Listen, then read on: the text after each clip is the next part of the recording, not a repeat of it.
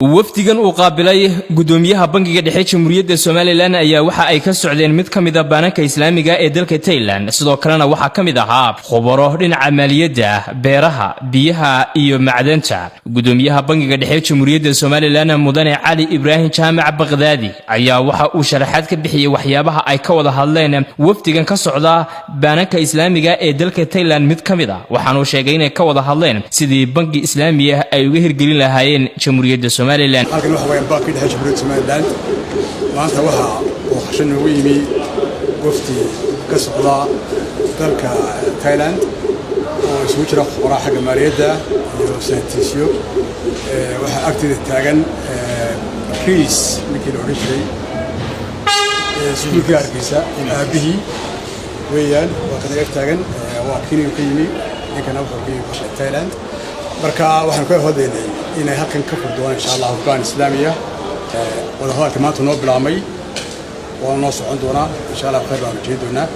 Eid Ali Salaan oo ah gudoomiyaha xarunta Elias Development and Enterprise ayaa sheegay inay arrintan tahay fursad qiimo weyn oo u soo hoytay Jamhuuriyadda Soomaaliland fursad fiican weeye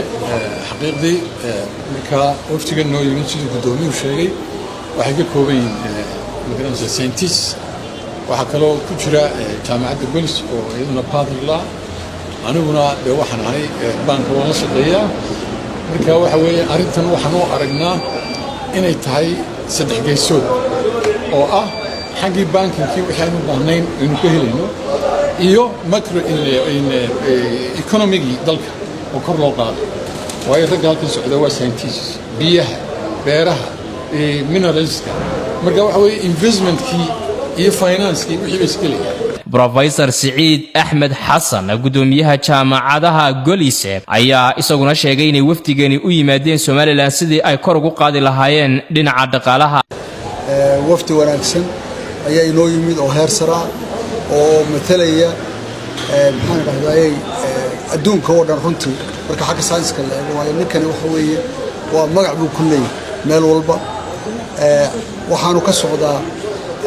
oo soo wakiishay qolo maaragtay baan oo Islaamiga oo Thailand jooga de dhaqaalahana wax badan bay doonayaan inay ka qabtaan waxa meesha baanku inala qaban doonaan waa horumarkii wax rumaynaya ilaahaydinkii waayo markii hore waxay ahayd riyo laakiin maanta waxa laga yaabaa in ilaahay nooga dhigo dhab oo inoo rumeeyo waxa laga helayaa shaqo abuurad baa ku jira dhalinyaradeena shaqo helaysa waxa lagaga baxaya tahriibta waxa wadanka ku jira ayaynu saan u soo saaraynaa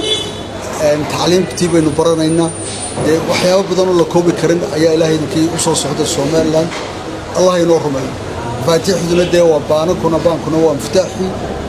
baac mushtariga iyo shaqo socodku sidii ay u soconayso marka aad baan baankana ugu mahadnaqaynaa iyo governorka hadii la yiraahdo iyo waftigana aad baan ugu mahadnaqaynaa Dr. Peter Fengo oo ku hadlayay afka wafdiga ayaa isaguna waxa uu yiri Number one, I'm saying thank you so much to be a part of this country here in helping developing infrastructure, agriculture, water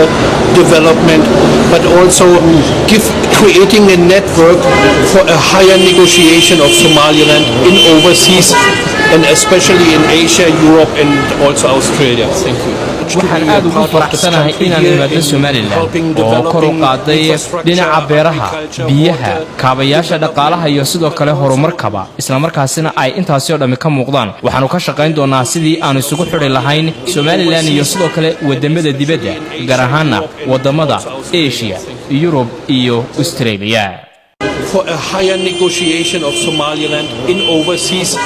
and especially in Asia, Europe and also Australia. Thank you.